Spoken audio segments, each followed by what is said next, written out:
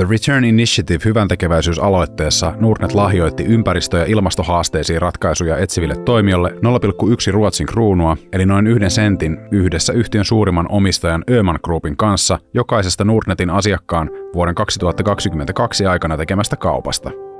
Lahjoitus jaettiin 4 maan ja 12 ehdokkaan kesken. Lahjoitus per maa määräytyi Nordnetin kunkin maan asiakkaiden tekemien kauppojen perusteella. Summa jaettiin 3 paikalliselle toimijalle suhteessa asiakkaiden antamiin ääniin. Suomessa lahjoituksen saivat Compensate, Jon Nurmisen säätiö ja Suomen luonnonsuojeluliitto. Suomen luonnonsuojeluliitto on maamme vanhin luonnonsuojelujärjestö, että se täyttää ensi vuonna 85 vuotta ja tämä saamamme lahjoitusteiltä on suurin tänä vuonna saamamme yksityislahjoitus ja arvostamme sitä suuresti ja se on auttanut meitä myös meidän esimerkiksi luonnonhoitotöissämme.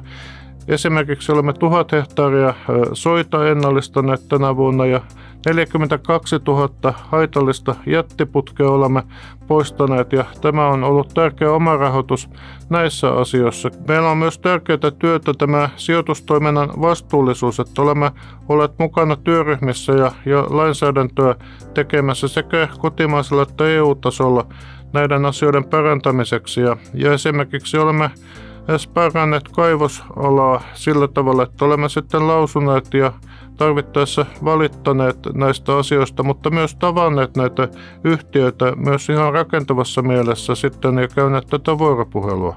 Jon Nurmisen säätiössä meidän tavoitteena on pelastaa Itämeri ja sen perintö tuleville sukupolville.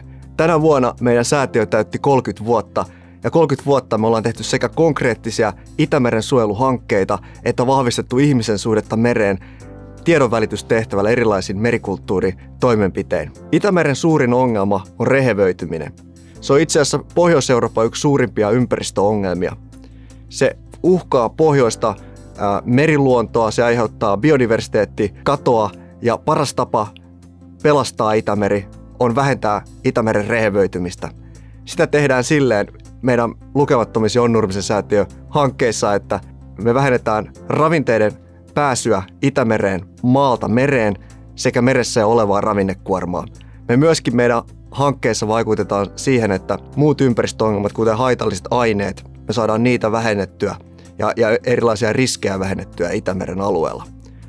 Ilmastonmuutos lämmittää Itämerta entisestään ja kiihdyttää rehevöitymistä. Mutta hyvä uutinen on se, että nämä toimet, mitä me tehdään, niin näiden teho ylittää ne ilmastonmuutoksen haittavaikutukset. Eli me pystytään aidosti pelastamaan meidän oma lähimeri ja se on ihan huikea juttu. Me puhutaan ilmastokriisin parissa ja pyritään tarjoamaan ratkaisuja siihen ja vielä spesifimmin toimitaan niin sanotun vapaaehtoisen hiilimarkkinan parissa.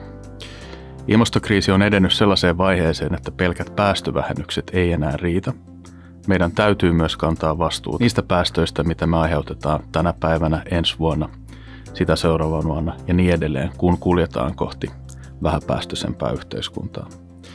Ja tätä vastuunkantoa varten on olemassa hiilimarkkina, jossa sekä yksilöt että yritykset voi ostaa tällaisia päästökompensaatioita. Mutta valitettavasti tämä markkina on täynnä viherpesua, joten me tarvitaan sinne kunnon pelisääntöjä, jotta se markkina tuottaa aitoja ilmastovaikutuksia. Se on oikeastaan se, mitä Compensate-säätiö tekee.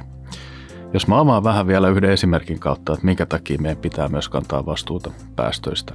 Ajatelkaa, jos mä kulkisin joka päivä puiston läpi ja heittäisin aina joka päivä yhden roskan sinne puistoon. Ongelmahan ei ratkea sillä tavalla, että heitän enää joka toinen päivä roskaan puistoon. Mun on pakko lopettaa se roskaaminen. Sama juttu päästöjen kanssa. Valitettavasti me ei pystytä sitä päästöjä lopettaa ihan saman tien. Mutta sekään ei riitä, jos se puisto on nyt täynnä ihan niitä roskia. Meidän pitää myös siivota jälkemme. Ja sitä päästökompensaatio oikein toteutettuna tekee. Se on mahdollisuus, se on keino kantaa vastuuta ja siivota jälkiä samaan aikaan, kun pidetään huoli, että se roskaaminen myös loppuu. Tunnuslauseemme on, että yhdessä suojelemme suomalaisen luonnon ja lämmin kiitos tästä, että olette mahdollistaneet työtämme. Ja kiitän valtavasti jokaista asiakasta, ennen kaikkea Nordnettiä, että te olette mukana näissä talkoissa. Itämeri voidaan pelastaa ja tullaan pelastaa ja kiitos jokaiselle, että olette mukana.